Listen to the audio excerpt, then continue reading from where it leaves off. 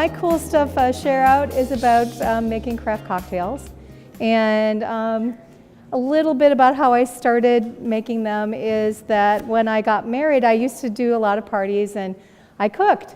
And my husband is a phenomenal cook, and I kind of found that I was in his way and inept in the kitchen around him. And it was like, well, what can I start doing instead? And I got interested in craft cocktails. So the first book that I picked up, not to make you move too much, Shelby, was this one. It's a PDT cocktail book. It's still one of my favorites. It was published in 2011. PDT was a speakeasy bar in New York. You literally went through a hot dog shop to get to it. There was no markings on it. You went through a little phone book through the hot dog shop to get to PDT. What's interesting is the author, Jim Meehan, was the bar manager for State Street Brats in Madison. So he got his start in Madison as a bartender, and now is one of the leading bartenders. So what's wonderful about this kind of book and what's bad about it is you go, oh, I'd like to try that cocktail, but gee, I need to pick up this bottle or that bottle. And pretty soon I probably had about 60, 70 bottles at home of different bizarre things. So that's kind of how I got started with it. Wanted to give you a little history of the cocktail because it's actually pretty interesting. It's a unique, I consider it an art form in many ways. Because of the legal history of alcohol in this country. So most of the cocktails that you are familiar with today, Manhattans, martinis, daiquiris, they were all invented from about the 1860s to the early 1900s. By 1920, when Prohibition started, that all pretty much ended. And a lot of the really leading bartenders of the time went over to Europe because they couldn't practice their profession here. But in the late 1890s and such, bartenders some of them were rock stars. So there was a guy named Jerry Thomas who wrote the first cocktail book in 1862. He made more than the President of the United States at the time. So he used to do kind of flaming cocktails and stuff over his head and all kinds of crazy stuff. So very interesting guy. There's a book called Imbibe if you ever want to read more about him. He ended up destitute, as many of these guys do. They high roll for a while and then they kind of lose all their money and do shady things. But he was an interesting guy. So after Prohibition repeal in 1933, a lot of the liquors and alcohols that were available before Prohibition that were used in cocktails were no longer available in the United States. They were still available in Europe, but they weren't available here. And that's even still true until about 10 years ago. So a lot of the cocktails that people tried to make, they found the old cocktail books and all of that, they couldn't make in the United States because they couldn't get their hands on the ingredients.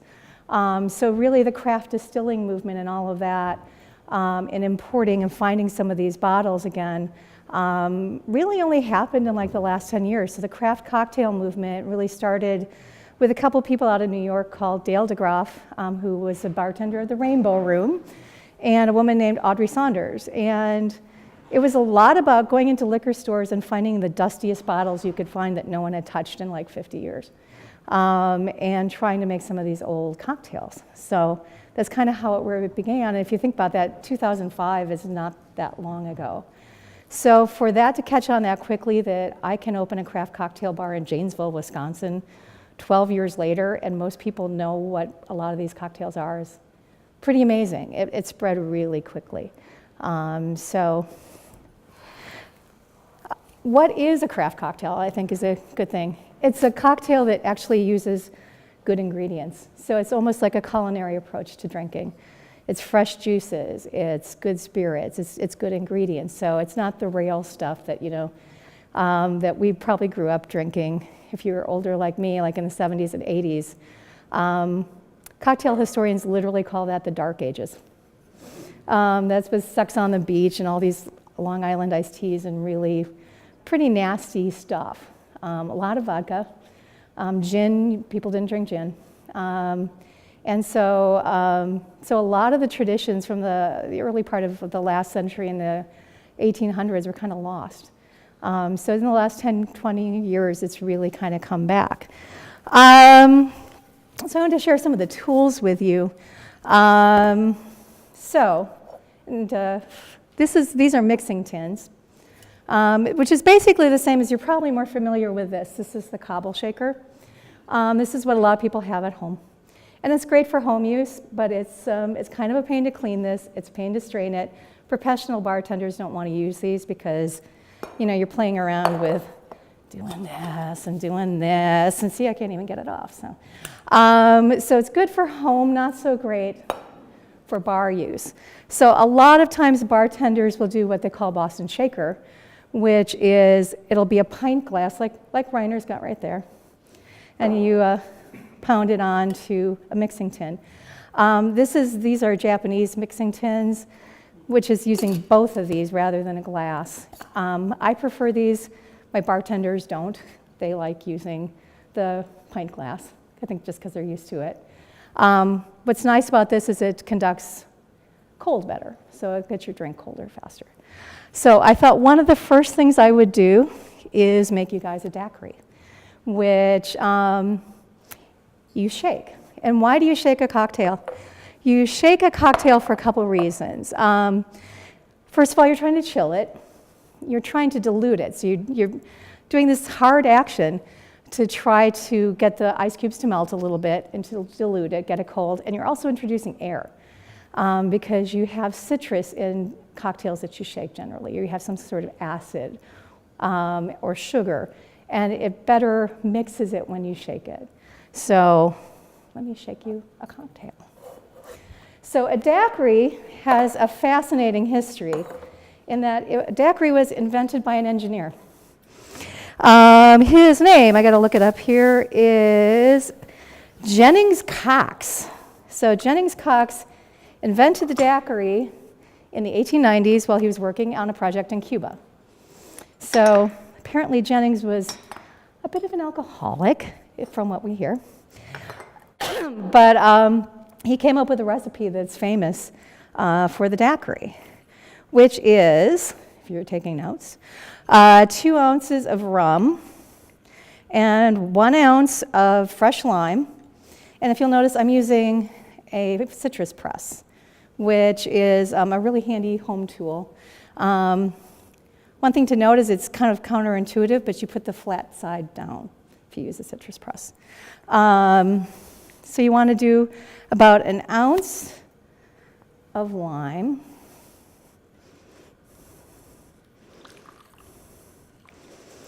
And typically, this lime is not giving me what I want particularly, but oftentimes the lime should give you almost 1 ounce of juice.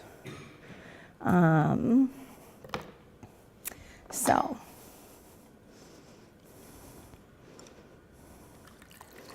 there we go. All right. So 1 ounce of fresh lime juice, 1 ounce of simple syrup, which is simple syrup. It's literally if you make a decent amount, a cup of sugar to a cup of water.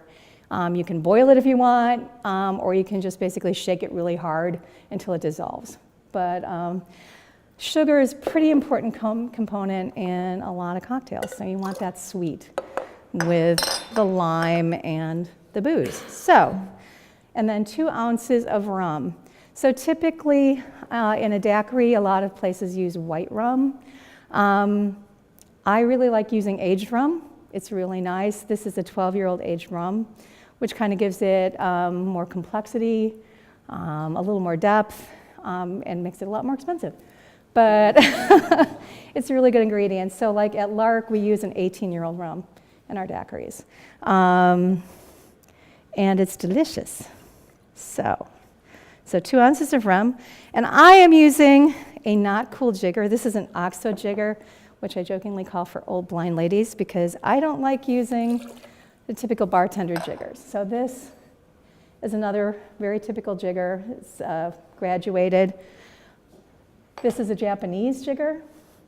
These are really nice. I mean, you can flip them. If you're really dexterous and really good, you won't be spilling it all over, but I would spill that all over, so I don't use that. People flip that with booze in it? Yeah. Yep. You know, you're just pouring in and flipping the other side, and that's how you're measuring it, the Japanese jiggers. The Japanese are, with like many other things, they're very into cocktails and technique, and they do beautiful things, but it's kind of complicated. So after you build your cocktail, you add your ice. And for a shaker, you want to add about 3/4 full. You want plenty of ice. Okay. Take it a little bit to the side. Spank it pretty good. And then you're wanting to get the ice moving around from one side to the other. And typically about 15 seconds is what's recommended for mixing or shaking a cocktail. Pardon? Crushed is terrible. You would never want to use crushed ice to shake a cocktail because all it's going to do is immediately melt. And it's going to be way more dilution than you want. It's going to be a watery cocktail. So you want a bigger cube because, yeah, you don't want all the dilution. Yep, crushed ice is great if you've already mixed a cocktail and you pour it over it like a mint julep or something like that.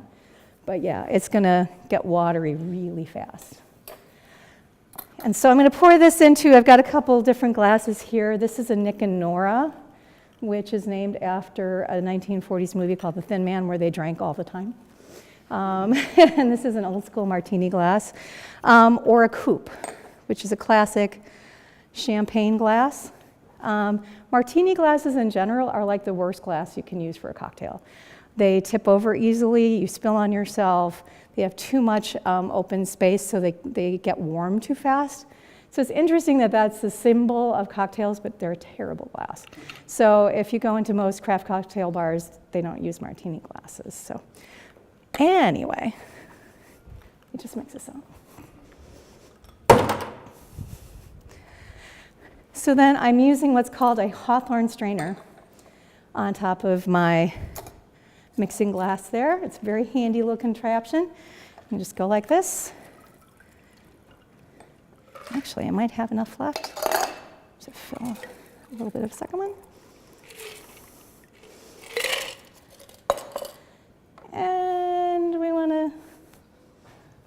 Okay. Okay, anybody else want to give it a try? Sure, our HR manager.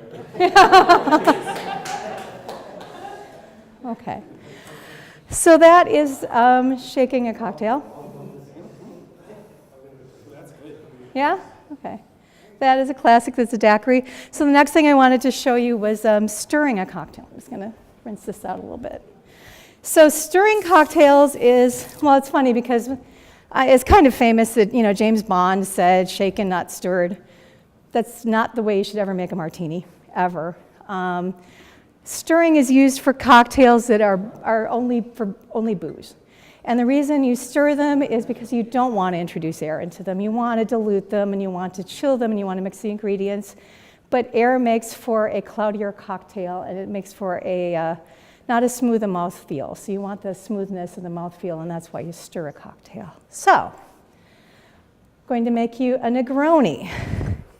And the Negroni was invented, supposedly, of course there's like 20 different stories about that, by a guy named Count Negroni, who was an Italian noble who came over to America and apparently hung out with Teddy Roosevelt and hung out in the West. But he was back in Italy, and he was hanging out at a bar in Florence, and he was having a drink called the Americano, which used sparkling wine. So it was a kind of a gentle drink. And he thought it would be much better with some gin so that he could get basically hammered faster. So that is how the Negroni came to be.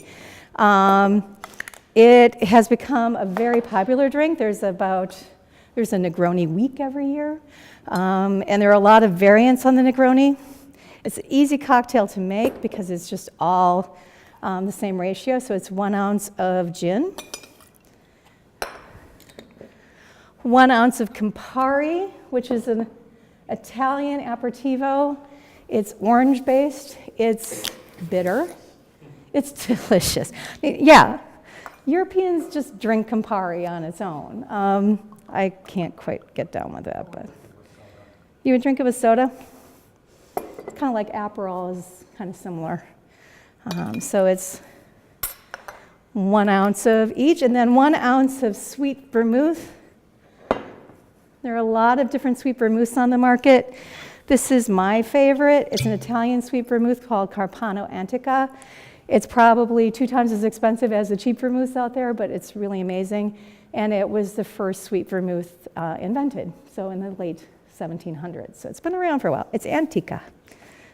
Oops, and I'm spilling it all over. So we add some ice. There's debate about whether you add ice before or after. I've been taught to add after because as you're building the cocktail, if you're not super fast like me, it's diluting it while you're building it. So, put the ice in after. So what you want to do is stir. This is a bar spoon. This thing on top is for cracking ice. If you wanted to crack some ice, that's what that's for. Stirring takes about 30 seconds.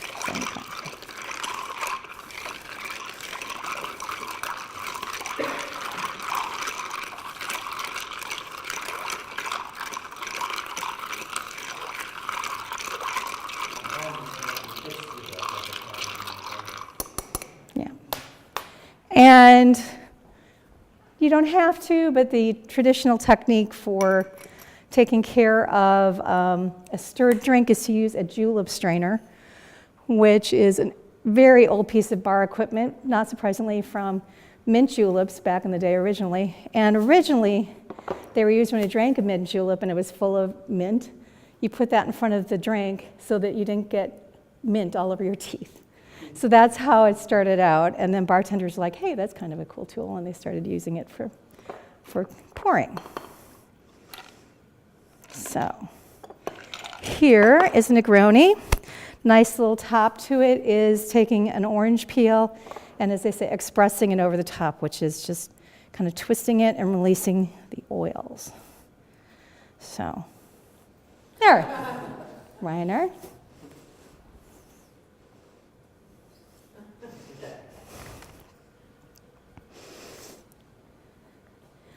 So I have enough barrel-aged Negroni that's been aging in an oak barrel for about 5-6 weeks. Here for everyone to have a sample. Not that large a sample, but if anyone wants to give it a try, come on up. Yes, the Italian.